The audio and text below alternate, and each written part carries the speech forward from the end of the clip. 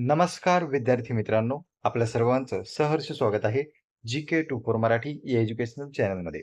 तर पहा, जिल्हा न्यायालय भरतीची अल्पसूची म्हणजेच शॉर्ट लिस्ट या ठिकाणी प्रसिद्ध करण्यात आलेली आहे आणि जे उमेदवार पुढील टप्प्यासाठी पात्र ठरलेले आहेत त्यांची नावे या लिस्टमध्ये समावेश करण्यात आलेला आहे. तर आपण ही संपूर्ण लिस्ट आपल्या WhatsApp ग्रुपला उपलब्ध करून दिली. काही उमेदवारांचे असे मेसेज आलेले आहेत की ही लिस्ट नेमकं कोणत्या भरतीची आहे. तर पहा, या ठिकाणी जर तुम्ही लिस्ट पाहिली तर 78 उमेदवारांची यादी प्रसिद्ध करण्यात आलेली आहे.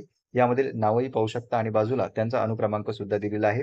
पण पहा मित्रांनो, ही जी यादी आहे संपूर्ण ही जिल्हा न्यायालयाचीच आहे, बुलढाणा येथील. आणि पद कोणतं होतं तर सरळ सेवा भरती प्रक्रिया या ठिकाणी सफाईगार या पदासाठीची ही जी यादी आहे ती प्रसिद्ध करण्यात आलेली आहे. आणि तुम्ही याचं टायटल सुद्धा पाहू शकता, साफसफाई व चापल्य परीक्षेसाठी बोलावण्यात आलेल्या उमेदवारांची यादी. तर आता काही उमेदवारांचे मेसेज असे आलेले आहेत, की जी जिल्हा न्यायालयाची भरती होती शिपाई किंवा हमाल पदासाठीची आणि त्यामध्ये लिपिक सुद्धा पद होतं. तर ती ही यादी आहे का? तर नाही मित्रांनो, ती ही यादी नाहीये. जी सफाईगारसाठी आहे ही वेगळी भरती आली होती.